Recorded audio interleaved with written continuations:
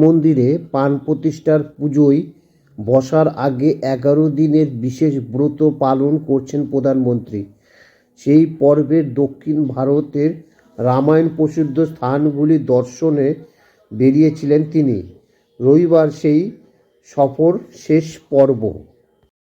রাত পোহাইলেই অযোধ্যার রাম মন্দিরে রাম বিগ্রহে প্রাণ প্রতিষ্ঠাতা করবেন তিনি। তার আগে রবিবার দক্ষিণ ভারতের তামিলনাড়ুতে পানায়ম সারলেন প্রধানমন্ত্রী নরেন্দ্র মোদী। সমুদ্রের পাড়ে প্রথম সাজিয়ে দিলেন ফুল বেলপাতার নৈবেদ্য। তারপর সমুদ্রের জলে নেমে সেই জলেই অর্পণ করলেন পুজো। শেষে সমুদ্রের পাড়ে বসে অনুলোম বিলোম প্রাণায়াম করতে দেখা গেল তাকে। রামের বিগ্রহে প্রাণ প্রতিষ্ঠাতার অনুষ্ঠানে প্রধান অতিথি প্রধানমন্ত্রী। তার হাতেই হবে প্রাণ প্রতিষ্ঠার পুজো। তবে পুজোয় বসার আগে ১১ দিন বিশেষ ব্রত পালন করছেন প্রধানমন্ত্রী। সেই পর্বে দক্ষিণ ভারতের রামায়ণ প্রসিদ্ধ স্থানগুলি দর্শনে বেরিয়েছিলেন তিনি। রবিবার ছিল সেই সফরের শেষ দিন। সকালেই মোদী পৌঁছে যান তামিলনাড়ুর ধনুষকোড়িতে। সেখানে আরিচল মুন্নাই পয়েন্টে সমুদ্রের পাড়ে বসে প্রাণায়াম করেন প্রধানমন্ত্রী। সঙ্গে সৈকতে বালির উপরে সাজিয়ে দেন ১০ রঙের ফুল আর বেলপাতার নৈবেদ্য। সমুদ্র নেমে পুজো করেন মোদী।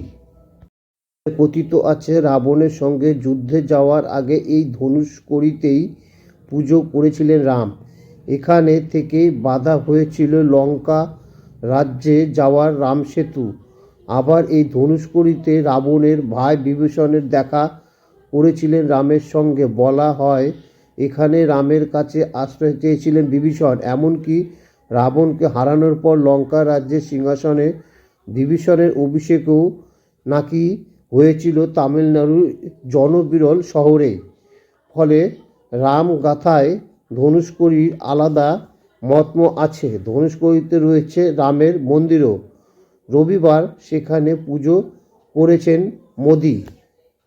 ধার্মিকেরা বলেছেন স্থান মাহাত্ম্যের জন্য রামের জন্মভূমিতে প্রাণ প্রতিষ্ঠাতার অনুষ্ঠানে যোগ দেওয়ার আগে রামের বিজয় ভূমিতে পুজো দিতে এসেছেন মোদী।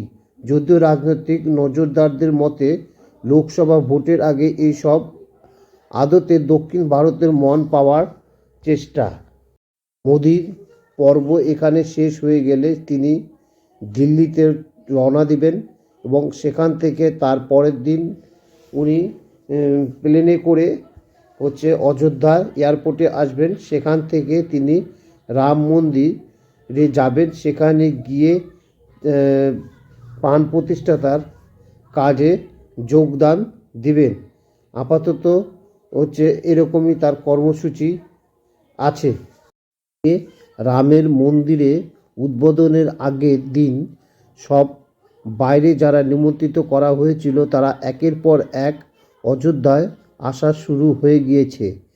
বিভিন্ন দেশ থেকে বিদেশ থেকে সেখানে আসা শুরু হয়ে গিয়েছে এবং রামের জন্য বিভিন্ন ধরনের উপহার তার সেখানে আসা শুরু হয়ে গিয়েছে। ইতিমধ্যে বিভিন্ন জায়গার থেকে বহু মানুষ বিভিন্ন রকম উপহার নিয়ে আসছে রামের জন্য। বছর পর বহু লড়াইয়ের পরে এই মাটিতে অযোধ্যার মাটিতে রামের মন্দিরের প্রতিষ্ঠাতা কালকে উদ্বোধন হবে। এই মন্দিরে প্রথম দিন আসতে পারবেন না যারা, তারা বাড়িতেই বসে রামের দর্শন করুন এবং সেখানে বাড়িতেই আপনারা 5টি প্রদীপ অবশ্যই জ্বালাবেন।